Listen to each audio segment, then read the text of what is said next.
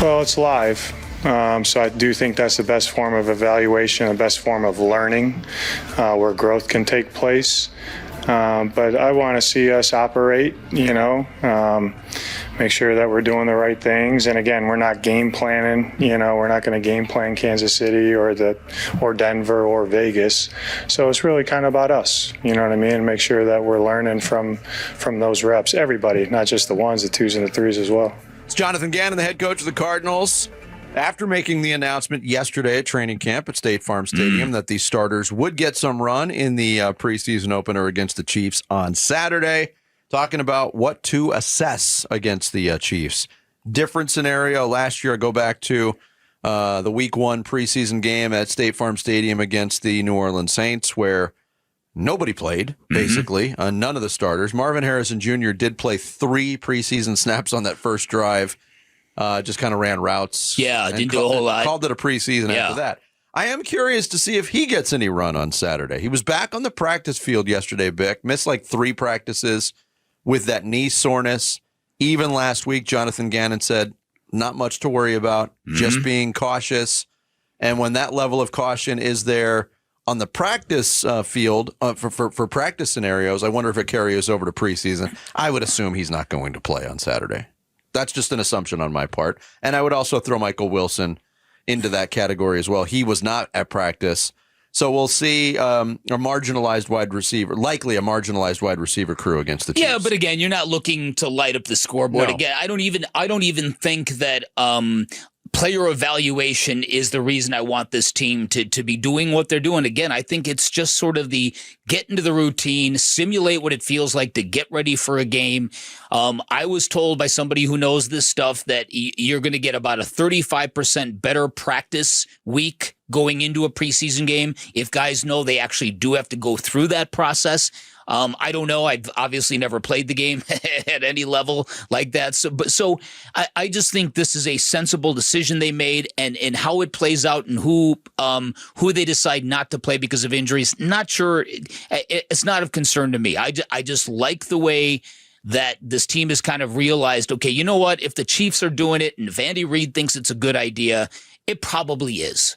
Yeah, seems to work out well for them. I mean, look, if it's good enough for Patrick Mahomes, Kyler Murray can go and do it. And you can tell. Kyler Murray has been asked about this, and I think he hasn't played preseason football since 2021, if I'm not mistaken. I think you're right. Okay. Yeah. He does not like this. He's made it very, very clear without saying the words exactly. And for the longest time, I couldn't blame him. Right? He knows what he's doing. He knows the playbook. He feels like I don't need to expose myself to this. To me, this is bigger than Kyler Murray. It's more about just an urgency and a leaving nothing to chance when you get to New Orleans. Yeah. So I'm projecting a marginalized crew for the wide receiver position on Saturday.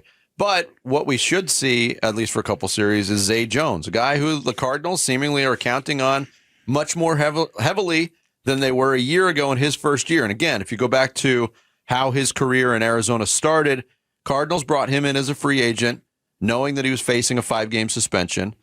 I remember at that time, Bick, kind of projecting, all right, Zay Jones is going to help this offense. He never really got into the flow of things, never really got used. And this is a guy who's had some prolific numbers at the NFL level. Zay Jones spoke to the media yesterday, and he talked about that becoming more comfortable in this offense in year 2. I think it's still growing. It's a growth mindset for me. I feel more comfortable hearing the verbiage and understanding, okay, what it is that we're trying to attack and how we're trying to do it. So from that standpoint, I think that, I've done a really good job of filling in that role. And I think now it's just as far as performance and doing it consistently. I think consistency is really big in this league, and that's the person that I want to be, someone who can show up every single day and someone that Kyler and this team can depend on, because I care about my peers, I care about my coaches, and I care about their respect. Yeah, and Zay Jones also talked about, reflected on his first season in Arizona and how he would describe it. Fun, exciting, a learning curve, ups, downs, unfortunately, but fortunately. I think it's helped me grow as a man. It's helped me grow as a player, and it's given me time to kind of evaluate who I am and who I want to be. And I'm grateful for all that experience.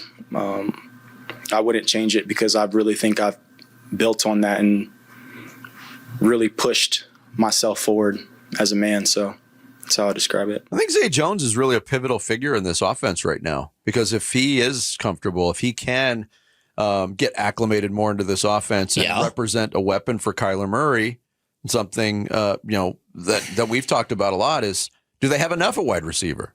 If Zay Jones is that guy, then I feel much better about saying they have enough. If the Dolphins suddenly said, you know what, we have got to get Tyreek Hill out of here, would you touch him? Would you bring him in and hope for the best?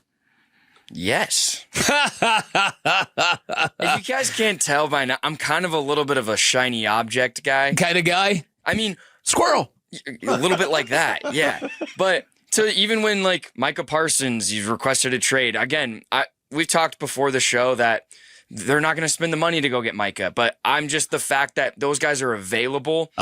And granted, when this is cross sport, but when the Suns got Kevin Durant, I was as excited as anybody because it's Kevin Durant on your basketball team. I know. Similarly, and it's different with football, but if you can get high leverage, high playmaking guys like a Tyreek Hill, a Terry McLaurin, Micah Parsons to help a budding team. But yes, I agree with everything you're saying, but Tyreek Hill is different. Tyreek Hill is very volatile. He's very emotional. He's combustible. He's prone to sideline antics. He also wasn't nearly as good last year. No, his production was poor last year, but the Dolphins were also really bad. Yeah. He is still one of the most unguardable wide receivers in football. And we've talked at lengths this offseason about someone that needs to take the top off for this team. Oh, yeah, well, he could certainly do that. Mr. Deuces himself. Exactly. Peace out. And I get the sidelines and the off the field thing, but again, it could just be, and I'm as willing to give players second chances as almost anyone, of bring him to a new scenario, a new setting, head coach Jonathan Gannon, this Cardinals culture. Like I'd be for it, but that's a big one. I'm going to chime in on that. Tyreek Hill, if he becomes available, do you touch him? Absolutely not. Absolutely not. I'm not as big a proponent of the shiny object. Well, I think Terry McLaurin is a much shinier object that makes a lot more sense. A much better temperament. The thing with Tyreek Hill is they gave him a lot of power in Miami, and look what it's cost that team. Is there conceivably, would there be somebody here that could help get him to fall in line? That's the, I don't know.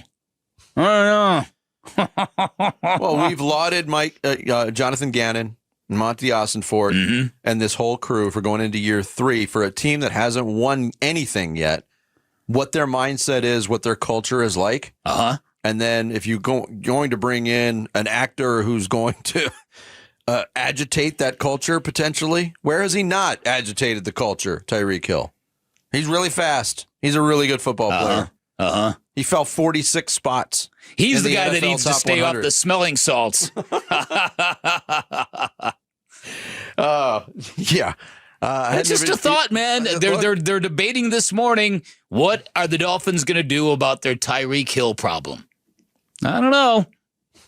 And the more I look at that Cardinals roster, I mean, I hear you talking about Zay Jones, but I don't think the Dolphins are going to do anything about their Tyreek Hill problem. They just had a whole offseason to deal with it, and they did nothing. He was the problem. He set the tone for what it was going to be like. They didn't do anything. Thanks for watching Bickley and Marotta. Click to see the latest Bickley Blast and hit the button in the middle to subscribe to Arizona Sports.